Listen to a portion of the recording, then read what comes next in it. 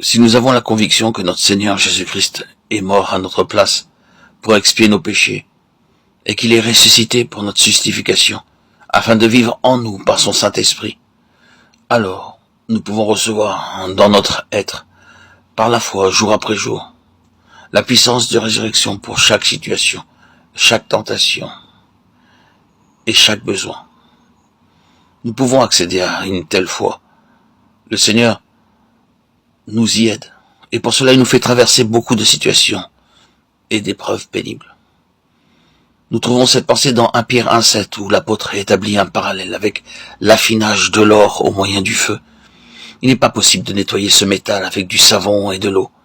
Il faut pour cela l'introduire dans le feu purificateur maintes et maintes fois, jusqu'à ce que la dernière trace d'impureté soit consumée. De la même manière, il faut que nous passions par des feux purificateurs afin d'être délivrés des doutes et de l'incrédulité. Nous sommes poussés à croire et nous jugeons cette foi solide. Pourtant, il convient de se poser la question: trouvera-t-elle grâce aux yeux du Seigneur?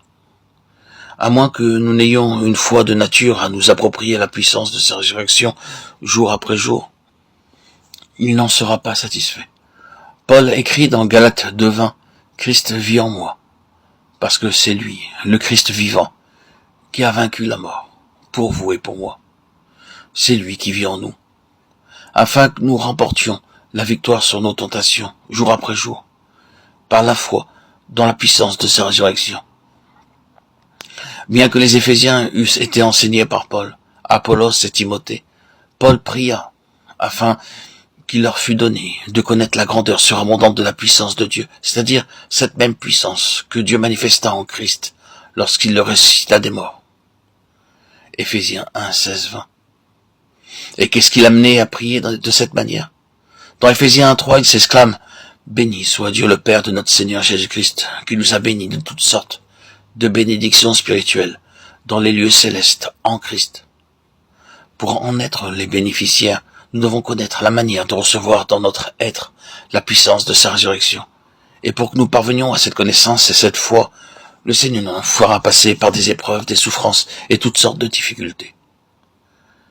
De la même manière que Dieu a apparu 10 fois à Abraham, le Seigneur se manifesta 10 fois à ses disciples après la résurrection.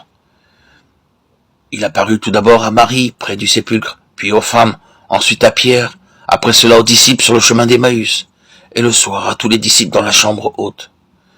Il se manifesta par la suite à un groupe de 500 personnes, puis à Jacques, puis à Thomas.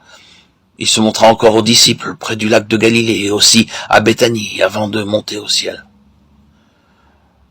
Le jour de Pâques, il eut 5 apparitions et 5 autres avant le jour de l'Ascension. C'est là que réside le décuple secret de la puissance de résurrection. Il est très utile d'étudier parallèlement ces apparitions, c'est-à-dire les manifestations de Dieu à Abraham et celles du Seigneur à ses disciples. Dans Genèse 17:1, l'Éternel prononça les paroles suivantes: « Je suis le Dieu Tout-Puissant, afin qu'Abraham puisse prendre plaisir à la grande puissance de Dieu, à qui rien n'est impossible. Le Dieu d'amour et de miséricorde désire que nous possédions la foi capable de faire l'expérience de la puissance de résurrection de Christ et d'y prendre plaisir. » Lorsqu'Abraham fut devenu vieux, il est possible qu'il se soit appuyé sur une canne pour marcher, car lorsque nous devenons vieux et faibles, nous ne sommes plus capables de nous débrouiller seuls. N'est-il pas vraisemblable d'imaginer sa déception et les doutes qui s'insinuaient dans son esprit? Dieu m'avait promis un fils, se répétait-il, mais jusqu'à présent, il n'y a pas encore d'enfant. À ce moment-là, c'est comme si Dieu lui dit: « Jette cette canne, tiens-toi droit. Je ne veux plus que tu aies l'air d'un vieillard. Tu es un jeune homme et non un vieillard. Qu'importe si aux yeux des autres, tu parais très vieux devant moi, tu es toujours jeune. » Abraham jeta donc cette canne qui est la manifestation de l'incrédulité, de la déception, et révèle la faiblesse humaine, et marcha droit comme un jeune homme. C'est comme si l'Éternel avait dit: « Je suis le Dieu Tout-Puissant, et je vais verser de la puissance en toi. » Ce qu'Abraham demandait, c'était un seul fils, tout au plus. Cependant, l'Éternel lui dit: « Je te rendrai fécond à l'infini, je ferai de toi des nations, et des rois sortiront de toi. » Sans cette expérience, Abraham n'aurait jamais appris ce que Dieu avait en réserve pour lui dans son cœur.